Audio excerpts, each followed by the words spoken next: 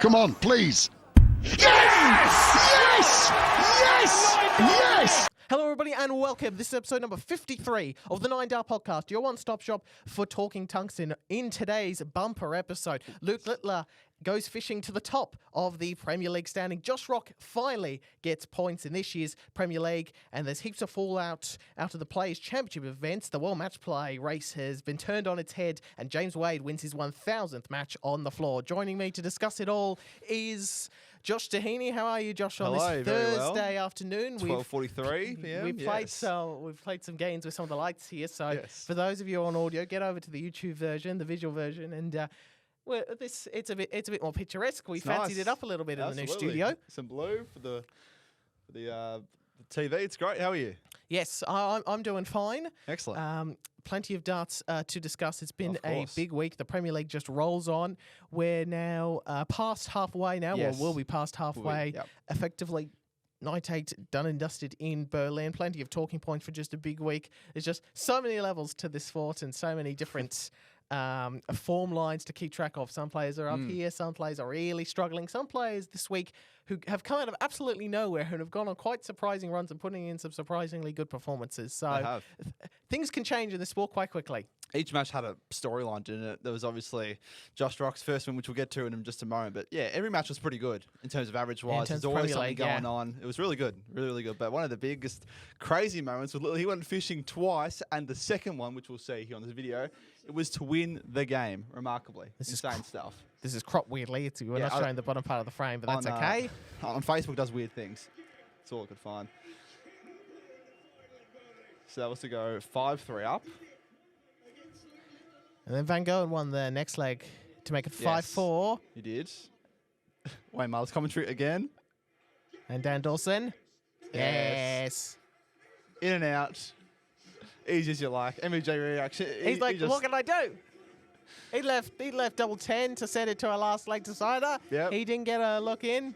Left it on his on a great double, but and the PDC put out something on their socials, certainly on YouTube. I don't know if it was anywhere else. A compilation of all of Luke Littler's 170 finishes. He's already hit 9 in the first 3 months of this year, going all the way back to the quarterfinal at the World Championship against Krzysztof Ratajski.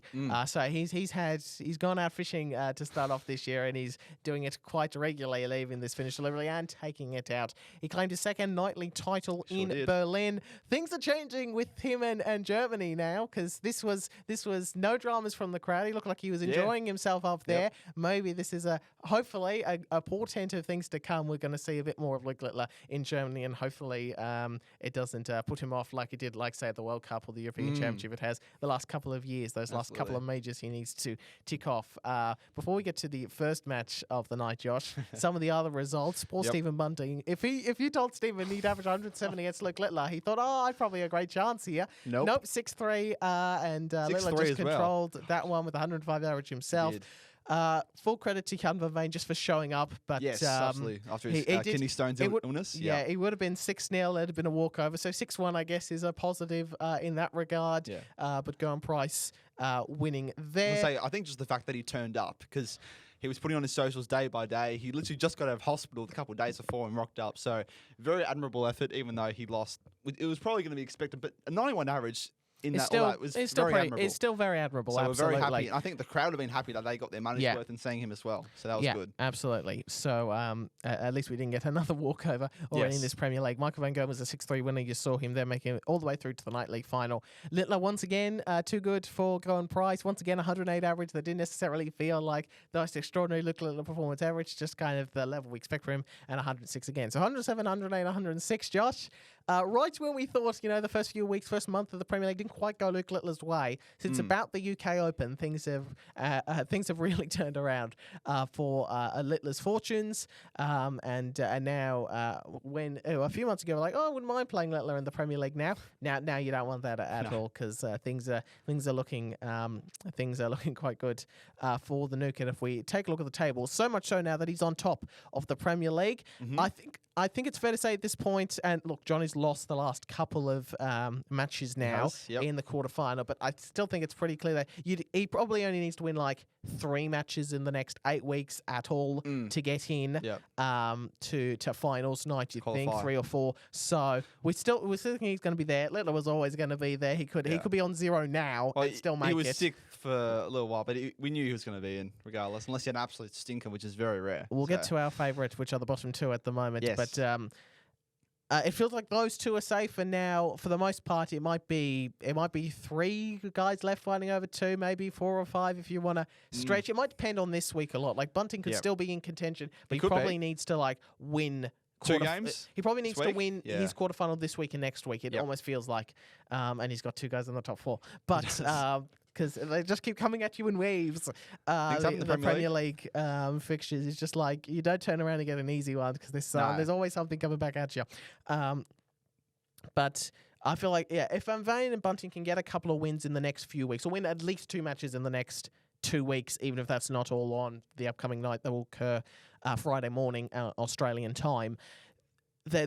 It feels like unless that happens, we can probably put a line for them for playoff places. I'm not willing to do that just yet, but they probably need to get some things going in the next couple of nights just to stay in touch with at least 5th. Yeah, no, I agree totally. It's all ramping up. We got half it to go, so there's plenty of movement going on. Again, it's that lower quartile. I guess from Price to Bunting, there's still a lot of movement that could happen there, especially in that Humphreys, Van Veen, Bunting are all still in it for sure. They're fighting over those sort of 3rd and 4th spot as well. So it's going to be really interesting. Things can change quickly if someone misses the night or just has a real stinker. Things can change, or if someone does you a favour with winning a match at an ideal time, that always suits you. One of the big things, look at winning again is no surprise to anybody, but one of the big moments of the night was the fact that everyone's got some points on the board. Josh, it only took us to the halfway stage. Josh Rock, finally, our positive surprise, finally picking up a nightly win. You said he would have won a night by now. That was wrong. I said he wouldn't win until night 12. That was also wrong. So, both that was wrong. So, which was worse? Probably yours. Probably mine. Probably yours. Probably mine. Because I think, you had 6 weeks. I still had, there's still a little bit, 4 weeks left. A few weeks. But, and that's all right. I think you can see where I was coming from with that. I don't see where this is coming from. But the important thing about this game was Rock was in control of it all the way. It didn't feel like at any point he was maybe getting away with a few things or Clayton was letting in. He felt in control all the way through, and it's something we have not seen. It was the first match like that in this entire Premier League. Where he felt like it felt like Rock was in control all the way through. Yes. He was holding. He was getting breaks to throw at crucial times. He looked comfortable. The action looked good. That was pretty good as well. And it felt the first one where he was in control throughout the 9 legs that were played. Even though it was average-wise the worst game of the night, both were averaging just on 89. Still, it just felt like he was in the game and he was able just to find a way. There was that mental burden going through his head. We'll see it in the next clip, but just finding a way just to get over the line, and he did well. He did well. He again hit the doubles at certain times. It was average to get a long way. And this was this one doesn't crop as weirdly. So a 180 here, as we always say with players who throw like Rock with you want top wire to be able to fit alongside. Clayton does leave a finish. Yes. But I think he knew his race was won at this point. Just missed the treble 19. This single 18, though, was almost in the single 4, but he got the dart. He relaxed himself, and that was a very good dart at double 16. And as Rod said, the reaction was a bit like he'd won the whole tournament, but that would have been the feeling that he'd finally got over the line. And to do it as well against the guy who'd been dominating throughout the first half of his Premier League. Clayton's reaction as well. It was so good. Like, it was just... Okay, I won't lie. I'll be very vulnerable. I shed a couple tears in this. I won't lie. Just, I know because... I'll let it play out, but... No, I'll go back to the previous slide so we don't have you talking over it. Yeah. Oh, no, it's finished now. Anyway, well, I know I'll go back to you this. could see the raw emotion, but I know it's so weird to say, but I did shed a couple tears. Why? Because the mental burden every single week of being defeated, 6-0, 6-2, 6-2, 6-3, 6-4 against Littler. Like, averaged 105 in that game and still lost. Like, that might just do, what more can I do? And he finally got over the line, and it was just so good to see. Look at that. Isn't that the greatest image of Josh Rock you'll ever see? Of course, the Northern Ireland World Cup victory. But in the World Cup, yeah. But that to me just shows that he cares so much and he believes he is good enough to be in there. There's a lot of doubters, a lot of critics on his performances, and fair enough. But he just got over the line. Well, not just got over the line. He got over the line in a manner that I was so proud of that. Yeah, it was a confident win. It was a 6-3 win. He, as I said earlier, looked in control all the way through. Action looked good. It didn't feel like at any point that he was getting away with anything. He was winning legs he should be winning, and doing it against the guy who came into the night as the table topper. Yes, was very important. So great to see Josh Rock finally get on the board. I will say, obviously, Clayton was a fraction subpar than what he is, but versus his I don't average care. I don't care. It doesn't matter, Josh. Just to get over the line and get points. Bunting on the board won in really Berlin, and like Mike Van Gogh didn't even show up that night. None of the actual things around that matter. As long as you get wins on the board, that's the most important thing. Points on the board. And once again, it was last year for Bunting. It was Berlin, where he picked up his first win, and then he went on to win the night, of course, and then he won the Euro Tour the following in the weekend that followed as well. So once again, Berlin is the one where the duck is broken, so to speak. Yeah, that was a cricketing term to get points on the board. Obviously, didn't kick on against Van Gerwen, so only the 2 points, but 2 points it is. And any worries about being put down in the history books is put aside. No. For this Premier League, who knows what happens in the years to come. There's no Glenn Durrant. No, not Glenn Durrant. Whatever it was you said. 9 in a row from 21, or Mark Webster when he didn't win matches for all those weeks in a row. There was a few draws in a different format. So we don't need to worry about that. Josh Rocky is on the board. And to do it against Johnny Clayton, Johnny Clayton, who always loves the Premier League, is always performing well in the Premier League, hopefully gives him the confidence that I can pick up the occasional win here and there, and can still build and not lose confidence around the rest of the tour with the Players Championship, the Euro Tours, and everything else. Of course. And hopefully he has that confidence, as you mentioned, the World Cup, when we get back to that World Cup. Every time we talk about, every time you mention the World Cup, we just have to go sit there and go, we love that tournament so much. I love it. And we can't wait for that tournament to come back around. And seeing some it's not too far away. Guys. It's not too far away. It's a few weeks. I wish it's a few weeks. Oh, we wish it was a few weeks. It's a couple of months away still, but I wish. But it'll be like I said. I think I said this either to you, maybe on the podcast or not. I think it's a little bit earlier compared to previous June, years. Start of June, I think. Sort of in between the US and Darts Masters are around the same time. Right. That wasn't that good. That concludes our Premier League talk from this week. Yep. I guess we'll talk a little bit more about it at the end. We'll talk a little bit more about the Pro Tour just in a moment. But first, I don't know if you caught this, Josh. Barry Hearn was in an interview during the week. Now, I put this one moment, but there's so many layers to this. Go for it. Barry Hearn, for those who are unaware, maybe haven't read the history or only following because of the Littler effect, was the former head, in a way still sort of is, head of the PDC and the founder of Matchroom Sports, which is the parent company for the PDC and the World Snooker Tour, and they do a bunch of boxing stuff as well. Barry Hearn, this statement's going to sound very weird, but it's true. No one has done more to help professionalise darts than Barry Hearn. He really took the PDC up another level, and when we're seeing a lot of leagues now perhaps being a little bit cautious with some of the moves they're making that could increase their audience. I'm looking at you, AFL. Barry Hearn was never like that. He was always, what can we do to get this to the biggest possible audience? So that's great. So he's done more than anybody to professionalise darts, and yet sometimes he's also holding it back. So there was some talk throughout. There was, I love how the way he puts it. I won't tell you who this was, but bear in mind he's the current world champion. So I think it was Luke Liller, or it might have been his manager or people around him. They were talking about the food that's available in Premier League venues and in Pro Tour venues, and how some of them are like, you can either have chips, burgers, or chips and burgers. Was sort of the feeling around these sort of things. And Hearn was not happy. He wanted I think Littler or other people wanted a proper chef. That was the plot line of the first Yes Prime Minister episode, I think. Michelin 5-star chef, putting on whatever you want. Yeah, I want to cook.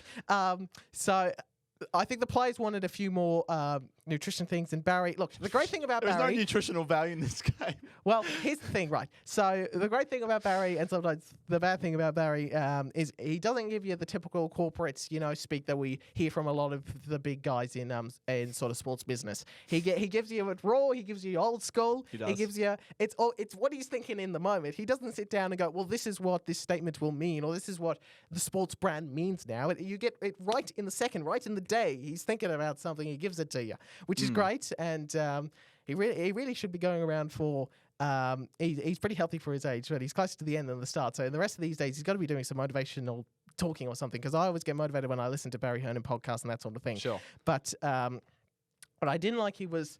Well, darts has had this uphill battle for 40 years about, well, is it a sport? You know, look at you got the belly for you, yeah. And we've been trying to work against that. Darts are trying to work against that for 40 years, and now we have like Gerwen Price, a world champion, a former world number one, the former rugby player. We've had a lot of that, and now in every sport, including darts, the nutritional side has just come leaps and bounds, and will continue to do so as we make sure that the athletes are. From a coaching point of view, development point of view, are as fit as they can be and as raring as they can be to go into the into a contest, into a match, into a race, whatever it is.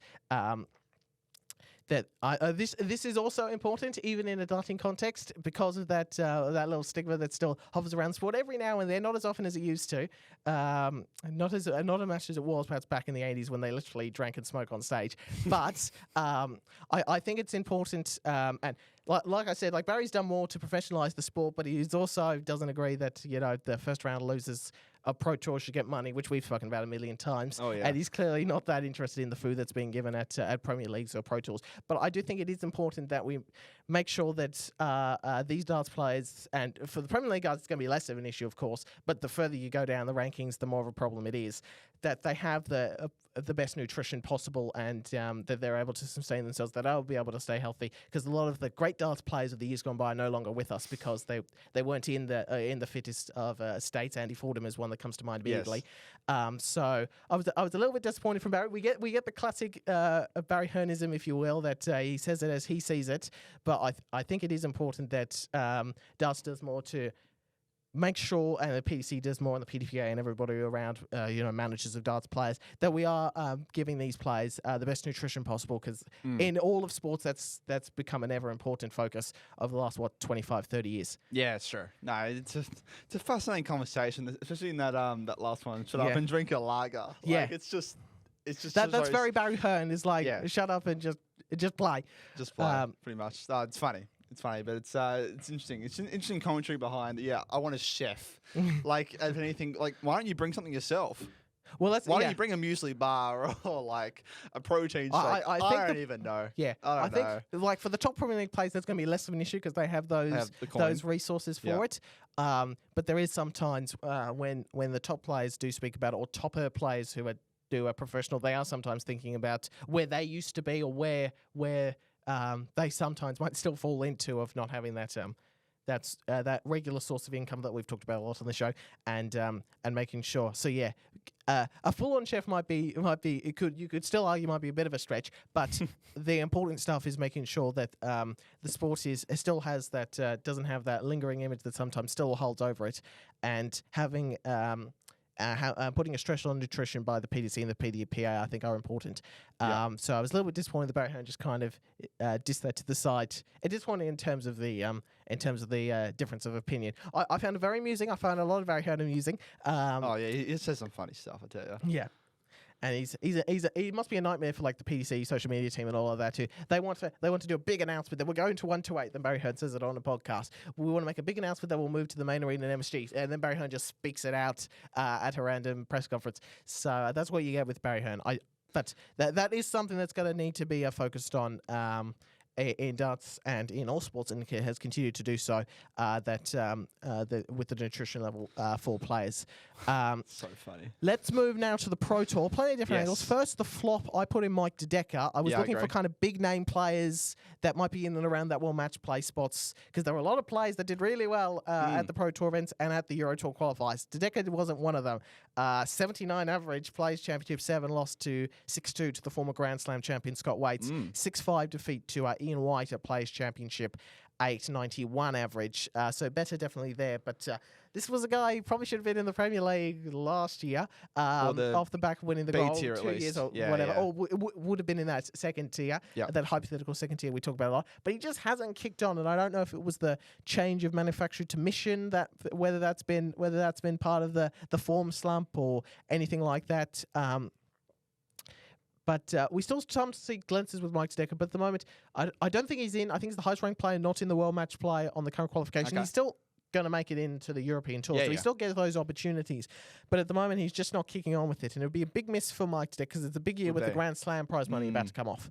Yeah, exactly. Well, he's got stuff there for him. But no, it's fascinating. I mean, the Pro Tour or the Players Championship, rather, it's a fascinating one because you can have a really crap stuff on the floor, but you can play really well in majors if you qualify. So it's interesting. But yeah, against and you can be not very good for like 8 months and then put in a couple of back-to-back performances, and then on the annual standings, you're up towards the top end. So that's the weird thing with the Pro Tour, that sometimes you just need the occasional good run, and then you're up there towards that higher end. That's true. But yeah, for Tadeka, he didn't have a strong weekend, especially with the start of couple of days with the 79 average, 79.42 average against Scott Waite. So yeah, much for Mike Tadeka to he needs to revitalize some of that form where he was so great in that Grand Prix victory from 24. He needs to get himself right because if he misses out on that World Match Play, there's with the prize money increasing this year, as we know, in all the majors, that's going to see a lot of guys who are currently below him. They could easily overtake him, even just by qualifying, if not getting a win or two at the Winter Gardens. Right, Josh has been holding this for several weeks. By the way, I don't have a Volcanzo or a Future Star segment this week. I'm placing it out Josh now. Canzo. So Josh is gonna have a go here, and I'm gonna. I'm going to agree in parts, disagree in parts. So the big question this week for the great debate, let us know your opinions as well, wherever you might want to put them down. Why isn't the PDC promoting new tour card holders on stream boards at Players Championship events? And this stems from the fact that all year, Josh has been messaging me, messaging other people, seeing if Adam Leek is on a streaming board, and the PCN evidently put up their board once the random draw has been done on Dark Connect for the Players Championship events, and Adam Leek's yet to be on any of the 4 streaming boards. These are some of the new tour card holders. Josh, what are your thoughts on such a scenario? You would think the PDC would want to actively promote all the new tour card holders that come onto the stage. Obviously, this is through Q School, by the way. Yeah, these are the two they're on the screen now with the Q School tour card holder qualifiers. There are others, such as there are others. Yeah, but this is the main. I'm talking about just mainly through Q School, which is a very hard thing to get into, obviously. So my question is, there are some here that are getting featured, but why aren't all of these guys at least getting one game on these Play Championships? We've had 8 so far. I can name 5 of the guys. I know Benjamin Pratnam hasn't, Martin Kraft hasn't, Stephen Rosny hasn't. So there's a few guys haven't. Charlie Manby, Shane McGurk, Tom Sykes, Neil Coulson. He's been there like 3 or 4 times, I swear. Why don't you give Adam Leek a crack? I don't understand. Is it a matter of when the draw comes out on Dark Connect? Is it just random? So the draw part of it is they press generate on it. There are 32 seeded players, so that draw part is random. So an important part, and we talk about this a lot with the AFL with their floating fixture at the back end of the year, is the fact that don't err me. It's a perfectly logical thing to do. They just screw it up sometimes, like most things the AFL does. It's not over. We want. Because, with that scenario, it's yes, you'd want the teams at the top of the ladder up there all the time, but sometimes they might go 3 or 4 week stretch where they're playing bottom teams. So, is that the product you want to be putting up there? Maybe not. And there's other factors that go in around this. So, part of this is there's probably several key things why Adam Leek hasn't got on yet. It is also to do with the quality of who he's playing. Yes, that's true. And there's also the part there is this tiny, just small matter, Josh, that he hasn't exactly won many games at the moment. He's won 1. He's won 2 Pro Tour matches in the UK Open. So he's won 3 ranking matches. 3, Josh. Yeah. And if you're going to get the privilege of being on the streaming board, you have to have that. The PC, you have to have that confidence that you are deserving of this spot, and you probably need to win a few more than just 3 matches so far through the first few weeks of your tour card. No, that's a fair point. And it's not and the thing with that, this is the difficult situation. With someone like Bo Greaves, it's different because we've seen Greaves on so many streaming boards at so many events. Leek was kind of an unknown coming into Q School and coming into this. Yeah. We knew about him obviously from an Australian perspective, but he wasn't as he wasn't as well known in the UK system, and he hadn't really ever played in any of those lower tier events like those low tier tournaments like the Challenge Tour and the Development Tour. True. So I'm assuming that's what the PDC is thinking. It's hard to tell sometimes what they think. The Players Championship do give you the opportunities to show off different players because it's a streaming platform that you pay for. If you're a darts fan, you know the people who are paying for this are like the real proper darts fans. Real so we don't ones. necessarily need to see every Luke Littler match. We want to see a few more different players involved. Well, you were saying the ones who haven't been seen before or are not really as known. That's why you put them there, mate. Like, they're on the tour. Yeah, exactly. So that's why you put them on streaming boards. Unless this might be a technical thing.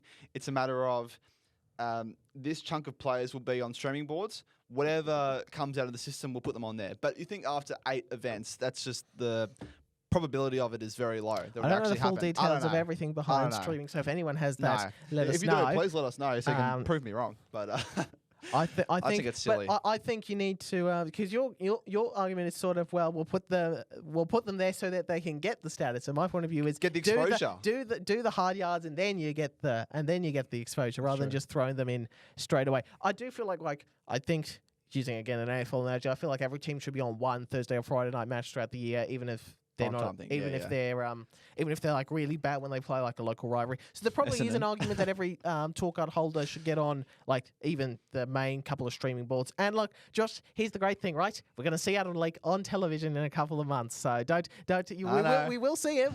I can't wait till he's not going to dispute. If he was an English player, then maybe that would be different. But we are going to see him. And of course, he had that.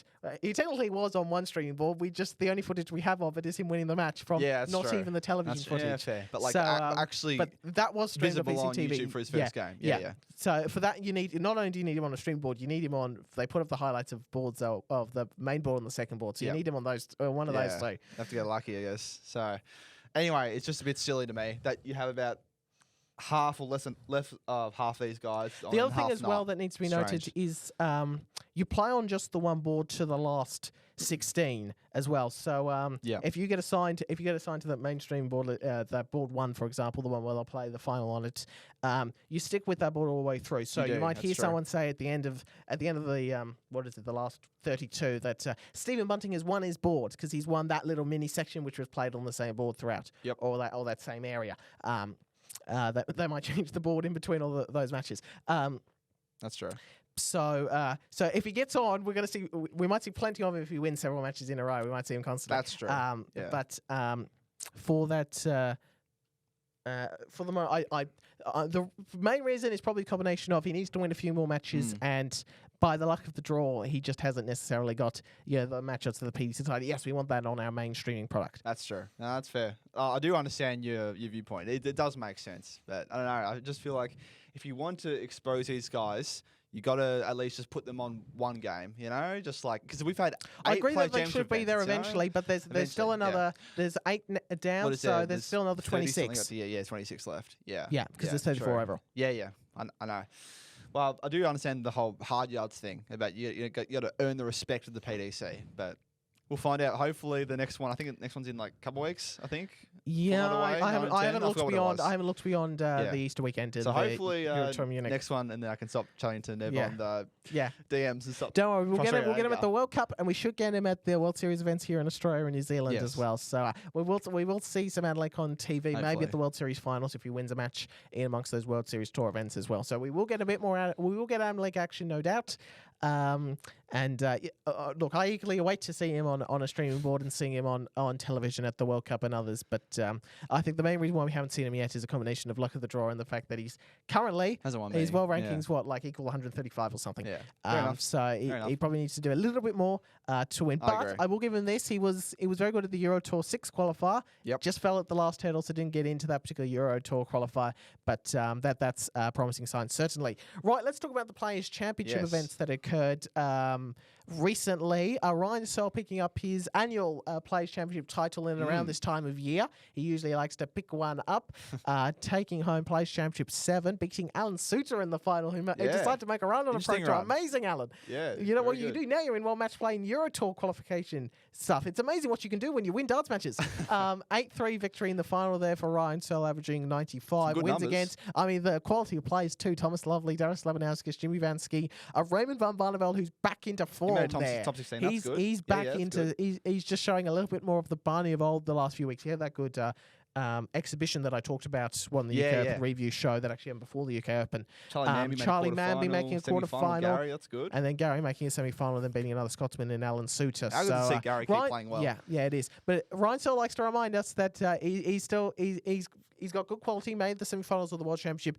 and that continues to solidify him in the world's top 16, which is probably a fair spot for Ryan Searle. He had a great World Championship, and he sort of continued that on for the start of the year, which has been great to see. Yeah, absolutely. We had Wessel Nijman also win a Play Championship event. He just keeps picking up titles. He seems to win on the floor pretty regularly. This is his home. Number one seed on the Pro Tour Order of Merit. Yep. Dominic Grulich, Thomas Lovely, he was there again because he was there. He got knocked out by the Players Championship event winner in the last one, 2-8. Then in the second round here, Titus Canuck, Keen Barry, Dave Chisnell, Kevin Dutz, and Joe Cullen. Some close matches in there as well, with the last leg decided against Keen Barry and Kevin Dutz. And Joe Cullen also making a run to a Players Championship final. It's very much solidifying his spot if any was really needed, that he'll be at the World Match Play on that Pro Tour Order of Merit side. 100%. And there was some other names that came through. We talked Barney, Dave Chisnell as well. He played Championship 8, making a quarter-final, averaging 103. Like, this isn't like the Dave Chisnell of the last several months. He's been nowhere near this. No, he's been very... He's lost weight, which is good, but it didn't seem to be helping his darts very much. But in Players Championship 8, all of a sudden, there was like, oh, wow, this is Dave Chisnell. Well, he's currently now 32nd in the match play race. He's currently at Blackpool, which is something I wouldn't have assumed would be happening like a week ago. And now he's currently in that position. There's still, I think the last couple of spots, I probably should have put in a screenshot of the dartsranking.com summary of this sort of thing, but of the Pro Tour of the World Match Play race. I don't know if you try and get that in front of me, because just tell me who's in position 14 right now on that Pro Tour Order of Merit side is Damon Hatter, I'm pretty sure. Make sure you get the right one in front of your World Match Play race. So 14. If you're struggling with on the Pro Tour Order of Merit, he's 13. He's 13 now. Kevin Dutz is 14. Kevin Dutz is 14, and below Dutz is Menzies and Chisnell's in the 16 spot. Menzies and Chisnell. I feel like Kim they're Hybrecht, the ones. 17, Alan Suter, 18. So I felt like looking at the 14, those first 13 or 14, I felt, even though obviously they're going to need to win more matches to get to Blackpool, I feel have confidence. Like, if I'm imagining what World Match Play 2026 field is like, those 13 or 14 players, I'm pretty confident will be there. But then those last two of Menzies and Chisnell, it's like, maybe not with some of the form of guys like Suter and Kim Hybrecht, who's played really well at the start of the year. So there's still Rob Cross is outside, and Mike DeDecker, they've got levels to their games, of course, former major winners, Cross a former match play winner himself. So I feel like those last couple of spots are the ones that have the question marks for me of whether will they hold or will someone be able to bump them out. But there's still a long time now before the cutoff in July. You're not here. I'll chuck the top. Do I need to go to the next slide? Yeah. I'll chuck the top 20 up. Hang on, give me 1 second. But yeah, once again, Wessel Nijman, very well done, proving his quality. We talked a lot about him last week, how he's really bounced back after the drama of the match fixing from the pandemic, and he's really turned himself alive. The interesting about Wessel Nijman, I'm gonna quiz you, Josh. Here, you're gonna quiz What's Wessel Nijman's nickname? I know a fair few of them. I actually don't know. It's a trick question. He doesn't have one. He doesn't like nicknames. Really? There so you go. he doesn't have one. Bro, April Fool's was yesterday. Yeah, I know. Well, yeah. It's the annoying. Just a quick side. It's the annoying thing being an Australian with the April Fools, because like the Americans are a bit late. So when they post their ones, it's the second, and then you're really confused. Can I go to the next slide? Yeah. I don't like April Fools as a long and short of it anyway. Okay, so this is the Pro Tour Order of Merit side of things. So when you look at those names I think Zonneveld's going to be there. I think Springer's going to be there. I hope William O'Connor's there. I said that last week. Ratajski and Joyce. Wilczek is playing well. We obviously hope Damo's going to be there and Kevin Durt's. It does feel like for me, Menzies and Chisnell are the question mark ones where I'm like, I'm not 100% sure if they will definitely be there, where I feel more confident with the others, but more money's going to need to be won, of course. Kim Hybrecht's played some good stuff. Alan Suter had that run on the floor, and names like Rob Cross and Mike Dedecker are outside that 20 that you have there, but not too far away. So plenty to happen and an important Euro Tour. So I think we'll be keeping an eye on that World Match Play race, because I think that bubble area is going to be absolutely fascinating.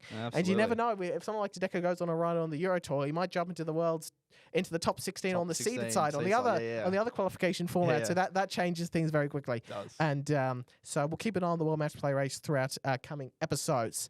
I feel like this should be at the Euro Tour this weekend, or the next time James Wade's on television or goes to a big stage event. I feel like there should be like a little moment, a little 5-minute ceremony at some point, just to acknowledge how ridiculous this is. James Wade winning his 1,000th Players Championship match, widely considered the best player to never win a world title yet. Who knows? He might still yet pick up that one. It has been. He's just been. It is amazing that he's just. It was 2005, 2006-ish. I think he first burst onto the scene and made a World Match Play final. It was 2006 that year against.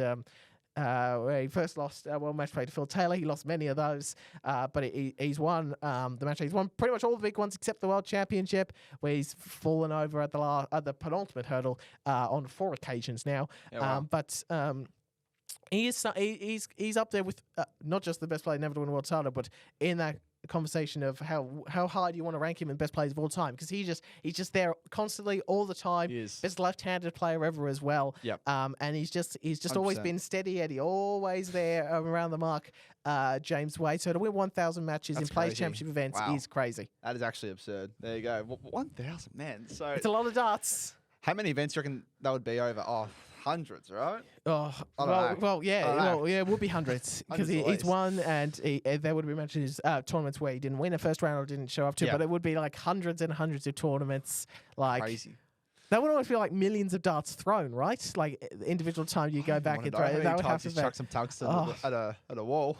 That is, it would be. It's just been extraordinary that he's still up there and he's still not miles away. Maybe if he continues on with this sort of form, it's going to be hard to leave him out of a Premier League next year. Let's get through this year's Premier League before we start talking about who's making next year's Premier League. But this is a very big achievement, and I do hope there's a little bit of something like if in an alternate universe, this might have been tomorrow in the Premier League in Manchester. That's not going to be the case. As it is, at some point in the next little while, if he does, I don't know for 100% sure if he's playing the Euro Tour in Munich, but if it's there or somewhere else, or maybe on a World Series or at the match play or something like that, there should be a moment to he should be awarded something, or just a round of applause or a special well done to James Wade for winning 1,000 matches in Players Championship events. Nuts. That is actually that's a lot of darts. That's a lot of darts. The DPNZ. This was actually from the week events prior. 3 and 4. This was.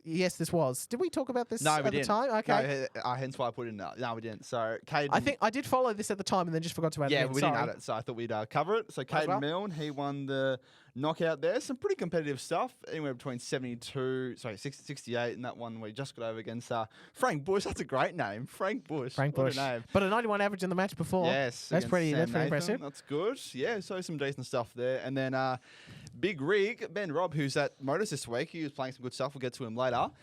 He won the other event, DPNZ 4. 96 average against Nick Brown, top 32. That was his best game average wise, and some pretty steady stuff. Mark Cleaver, who's been featuring the ADA a little bit, he's been good as well. So some good stuff there, some good numbers, absolutely. The Challenge Tour, another huge weekend, and Derek Coulson. He is the man. He's probably the best amateur player at the moment. Derek Coulson, the way he's going, might win. Because he's going to get call-ups. He might win a Pro Tour. He might get into the World Championship off the top 40 order of merit, excluding the top 42-year order of merit. Because he lost to Damon Hayter, I think, at the most recent Players Championship event in the first round. But the way he's going, he's just playing some extraordinary stuff. I mean, the numbers, it's all in the 90s. I think he is just about. It's either him or Andreas Harrison for mine for best player without a card right now. Yeah, that's and maybe Mitch Laurie. They're the three. They're your three. Can we name a fourth one to make him Rushmore? I can't think of another one off the top of my head. Who else would Bo Greaves has got a card now, so we can't mention her. Yeah. Who else would be not far away? It's probably who's ever second on the Challenge Tour order. I'll keep thinking about that, and maybe we'll have an answer by the end of the show. Yeah. But let's talk about Derek Coulson. Yeah, he just picks up wins, and fingers crossed. Like the way he's going, hopefully he keeps dominating on the Challenge Tour. Hopefully he makes runs on the Pro Tour. Hopefully he gets to the World Championship, and if he finishes top 2 on the Challenge Tour, he'll get a card as well. Which would be huge. That'd be huge, right? Because the tour would be much better with a DC on it, I think. On the tour, absolutely. Yeah, there's some great numbers there. Nah, very, very impressed. Again, he's made so close. He literally was like, what? I think it was one or two places off. 1 or 2 wins to get into get into the tour this year. But one more year to solidify himself, and then into the tour. Hopefully. I can only hope. Daniel Close won the 7th place Challenge Tour title. Yes. Ted Evetts. I haven't seen this guy in a while. No, the former world youth champion, famously lost to Fallon Sherrick at the Worlds. Won event Challenge Tour 8, beat Aidan Kirk, who famously beat Phil Taylor at the UK Open and was at the UK Open this year. Derek Coulson beaten along the way. Shows you the quality of some of the guys. Jermaine van der Herrick in and amongst the wins there, and Nathan Porter as well. So Potter, excuse me. So plenty of there's a lot of depth into darts at the moment. He had 102 average in that quarter-final as well. That's impressive. Florian Priest as well. Aidan Kirk making another couple of finals. He's one we should have picked out there as well. And the 10th event, there's Nathan Potter picking up a tournament victory. Their plays, I keep saying plays. Challenge Tour event 10 beat Radek Zadansky, Derek Coulson, Jack Ulrich. Jeez, I mean, you just look at the Challenge Tour, the depth of it, and you're looking at some of these guys who are winning and thinking, geez, that's a great player you've beaten. That's a great player you've beaten. These are great numbers. You're putting up 104 average there in that quarterfinal in a race to 5 legs. The Challenge Tour depth is just so extraordinary. The big thing here, Josh, and I probably should mention this on the podcast more often, they need to give more spots at the World Championship to the Challenge Tour and more tour card spots as well, because it's the Premier second tour and the quality is so strong. And with the Q School being, I mean, you need to have Q School, of course, but that lottery aspect of Q School means we don't get the best 1 to 8. This is how you make sure you get your best 1 to 8, by giving the first 3 or the first 4 on the Challenge Tour order of merit a spot in the World Championship and with the cards. And something else that I've been thinking about for a while, and hearing people speak during this week in interviews in various places, it does sound like we're not too far away from the day where if you finish top of the CDC or the Asian Tour or those affiliate tours, that you might be given a tour card straight off that. That'd be good. That there's sort of the sort of whiff in the air from people in darts that might be closer than we might initially have thought. So which would be good pleasing. as well. That's exciting because that way you would get players from all over the world getting a chance to not only play locally and maybe get into a World Series event or an ANZ Premier League here, or the various CDC events that they've got, the Cross Border Challenge, the Continental Cup, but which offers places in the world. You might actually get a card at the end of it as well, which would be that'd be really good. If the PC can get that in order, I think that would be a boost to making sure that we've got the best 1 to 8 players on tour. Because at the moment we don't. Because just reading through some of these results, it's like, there's some of these are doing a little bit better than some players with cards at the moment. So fingers crossed that sort of thing happens, because that'd be great for the tour. Right, let's go to someone else I should mention. I spoke about Barney earlier, but Peter Wright also had a few wins during the week on the Pro Tour as well. So he had a strong couple shockers though as well. Yeah. There were a few ones where he didn't play particularly well, but he was still picking up wins, and a few that were a little bit better as well. So Peter Wright's picking up wins again, which is good to see. Another 4-2 finish. Is this every? Can we just double check this to be certain? Is this every single weekly final? No, it hasn't been everyone. I reckon it's been 10. I reckon it's been 8 out of 10 or 7 out of 10. We'll double check this. Chas Brown, 101 average, beating Richie the Owl Housen 4-2. 101 average, 4 out of 10 on the doubles, and 3 180. Strong stuff. Very solid stuff from Chas Barstow. That's his 3rd weekly title as well. So he'll be featuring Champions Week. And look at this, is absolutely stacked. Westy, he is back. My man, big rig Ben Robb. Willie Borland, who famously hit a 9-dart against Bradley Books. When that was 2022, I think. 2022 World Championship. There was 3 9-darters in that tournament. There was Borland. There was Derek Slabanauskas, which everyone forgets because that happened the very next day, I think. And there was Gerwen Price later in the tournament as well. I'm pretty sure that was all the same tournament. That was Peter Wright's second world title as well. That was a strong edition of their world championship. I wasn't much of a darts fan, but funnily enough, that was one of my first big exposures because YouTube just gave me like daily highlights. So I remember watching this going, this is pretty good. Like, and Gary Anderson made a run to a semi-final. That was a great world championship, that 2022 edition. Anyway, yeah, but still big names, and that's just Group A, Josh. Look at Group B. Gemma Hayter, Keegan Brown, and Steve Beaton's back.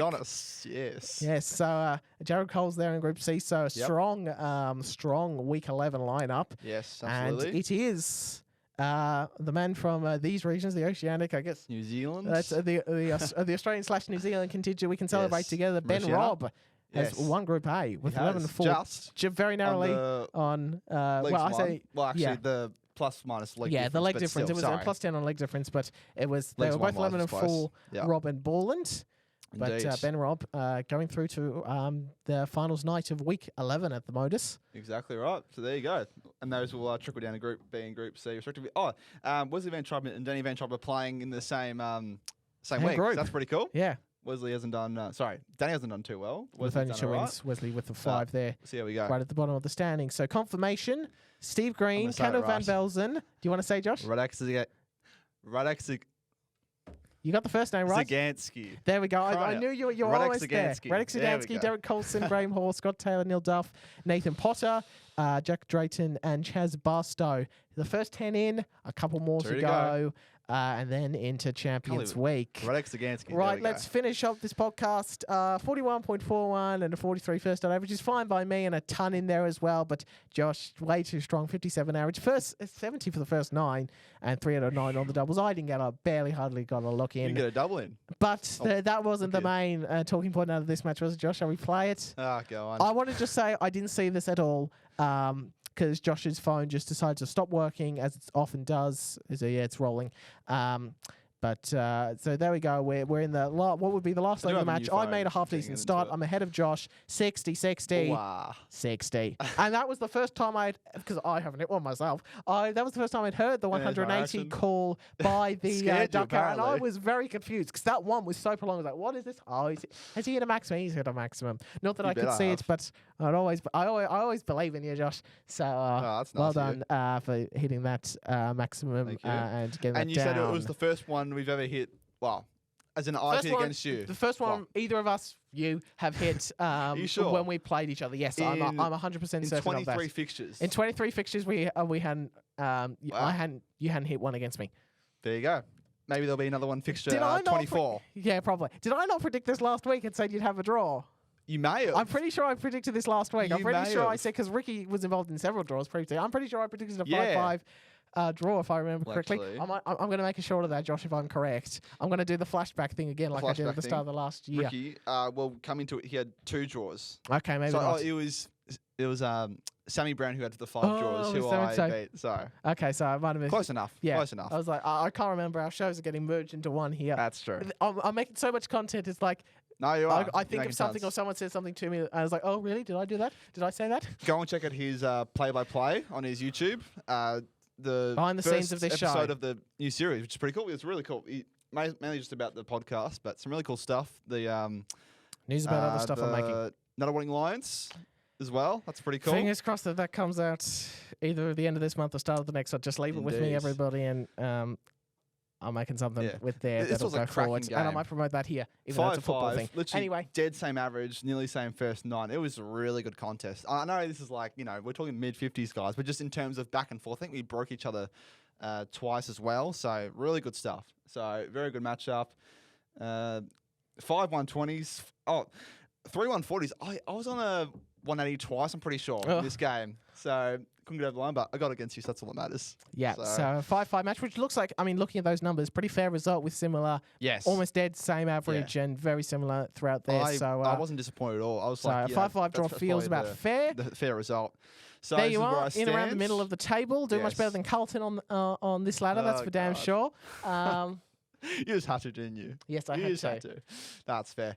So, squish in the middle pretty much. 4-2-5 record. Not too bad. But, it's going to be quite unlucky that I'll make promotion. But if I keep winning, well, drew, but if I win the next, 6, there might be a chance, but I'll probably just stay in the same league. But it's good fun. Good fun as always with the guys. Is They're this very, up to very date? good. You're probably... Yeah, it's updated. Oh, this one's up to date. Okay. Because the nearly 50 average for the tournament's pretty good. The highest checkout's been updated, remember? Yeah, 116. yeah. So, And a best nearly level on the 20. 50, 2 probably. 180s. Yes, 2 maximums. So very good. And I'm playing big man Juzzy Topless, bro. You should see his setup. The guy, he's got the camera, right? But he's got like the Omni, but he's got the camera that also faces towards him. Yes. He's got like this incredible I think I setup have seen this, yeah. where he's got like this bar, 2 TVs. It's darts heaven, mate. We should. I think he's in Perth, so we should go over to Perth and have a chuck. But good fun. So we'll be doing that sometime this week, and we have Night 9 of the Premier League. We're in we're at the Manchester Arena. This should be at the Co-op next door, and until they move that, people will continue to complain that they're at the inferior indoor arena in Manchester. But anyway, let's get cracking with our predictions, Josh. Let's do this. Make sure you note down all Yes, that. mate, I'm doing it right now. Let's start. So I can Michael Van Gogh is post right playing away. Stephen Bunting in the first match of the night. You go first, Josh. We'll go Van Gerwen 6-3. You see, this is what everyone's been saying all week. This is all I've been hearing, and I'm not standing it. Look, the way Bunting's played the last few weeks, he's bound to get a win. 6-4 Bunting. I think he's gonna make the upset. I think. I do genuinely believe everyone this week's been like Van Gogh, and I'm thinking, I reckon Bunting might have him this week. Right. Price Humphreys. I haven't thought about much about other than that match. I haven't thought a ton about these. Okay. Same. Will the Iceman win or will Coolhand win? Iceman, Coolhand, bro. They're both on the cold. On the colder ice side of things. Yeah. Actually, I have a score before I have a winner. Sorry. I have a score before I have a winner. Okay. Price 6-2. Okay. I'm going to go with Price, but my score was 6-5. I think we'll go all the way. 6-5 all the way. Price? All Price. right. So rematch of the World Final. Van Veen and Littler. Does Littler just march on his merry ways? 6-5. Let me just be quick. Okay. Could he? I wonder how Van Veen's going health-wise. I hope he's getting back into it. Obviously, just to be rocking up last week was very, very admirable, as I mentioned. But yeah, I think Littler will be too good. We'll go 6-3 Littler. All right, I was bouncing back just to be different. I'll go 6-2. I think it's one more. I was bouncing between 2 and 3. And the last match. Sorry, in Littler's favour? Yes, of course. Of course. Oh, that means Van Veen's going to win 6-0, guys. Watch his space. Jeez, a disrespect. 6-2. Yep. Sorry, Van Veen, I do like you. And I've been having you as the next big major winner of the next World Champion for ages. So we might both be too dismissive. That, so. I'm so happy when you won that Can Josh Rock win 2 in a row? What do you think? Ferrets? Do you think he can? Well, I mean, he can if he wins 6 legs. He can. Or do you see Johnny bouncing back? I think Johnny's just too consistent at the moment that he'll bounce back. But we'll go 6-4 Clayton, even though I do want. I was going to go 6-3 Clayton. So we split in the first and then we follow. But there's a bit of differences there in the specific score lines. All right, but I hope who wins in Manchester, Josh? 3. This is pretty much as close as Littler gets to a hometown night as well, because he's from that sort of area. He's a Man U supporter. That's true. Which means a lot to a lot. Like you see so often hearing you darts players talk about their or darts people talking about their favourite, English soccer clubs, and I just don't understand any talk about people saying, "Oh yeah, what do you think about the new Tottenham coach?" It's like I don't have a clue. Who wins in Manchester? Good question. I reckon Price will win his second nightly title, and he will beat. So I'm just bouncing between slides.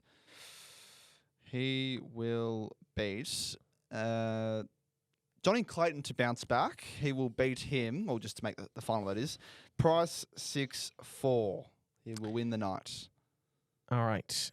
How much chaos do I want to hope Manifesting for? chaos, How much chaos am I going to manifest? I'm more thinking about who do I pick in the bottom half? Oh, no, it's tough. There are some good. I mean, look, every single matchup this week is. Once again, I feel like I have a score for the final, but I don't know who. Flip a coin. Heads, tails. Am I boring? Well, I'm actually not boring because. All right, I'm gonna go half boring, half very interesting. All right. Okay. Littler wins again, 6-3, but he beats Bunting in the final. Okay. That's cool. All right. So there we go. Half boring, half really interesting. I think Bunting can have a real strong. I'm hoping for a real strong night. I like that. But it gets cut short. I was toying between Littler and Coulson. All right, that. Okay, there you go. Predictions. But I just feel like if it was elsewhere, if we were in Europe, if we were in Liverpool, maybe not. But I feel like Manchester's going to be more suited for Littler, and the crowd's going to get behind him. Predictions are in. We'll post that after this is done. All right. This was the Belgian Darts Open Final 2025. This was the last episode. This was a quality match between Littler and De Decker. Littler won the first 3 legs out of the 4. De Decker breaks, takes the next 2 legs, but Littler was too strong. Takes the next 2 with a 12 and 14 data and wins 8-5, just continuing his brilliance that we've seen the whole time. Who have we gone to this week? This week we've got a couple of real different ones. We're going to Manchester. We're going to the Premier League. We're going to a night where I'm pretty sure I've put matches on here before, but not this specific match. Adrian Lewis, Jelle Klaassen. Really on weird debut. stuff. Welcome. Yes. Well, let's just take a look. Just look at that image there. Adrian Lewis no longer on the tour. James Waite still is, but not in the Premier League. Gary in tour, not on the league. That's Jelle Klaassen in the purple. There you go. Dave Chisnall, we still on tour, but not the Premier League. That's Van Gogh, who's the only one in this photo who's still in the Premier League as of right now. Peter Wright isn't. Phil Taylor, this was his last one. He retired after this. Barney retired, then came back on the Premier League, and that's Kim Huybrechts, who is he's playing some good stuff, but he's not Premier League right now. So of those 10, only Van Gogh's the only one who's still in the Premier League. Interesting. And Wade, Anderson, Chisnall, Van Gerwen, Wright, and Barney. We've got 6 players, though Barney did leave and then come back, as we know. 2017 Premier League, Manchester, interesting match. Jelle Klaassen seems to be struggling with, I think it was an elbow injury or something. So clearly wasn't 100%, but he really battles through. And Lewis isn't at his best. This isn't 105 versus 105. This is nowhere near that. Bit of a scrappy and contest, Klaassen needs to get at least a point. This is the night before. This is the old Premier League format where we lost 2 at halfway. Yes. So Klaassen needs to at least get a draw to still be in contention. Otherwise, he will play one more night the night after, and then he'll be out. He'll already been eliminated. So can he at least? He needs to at least pick up a draw.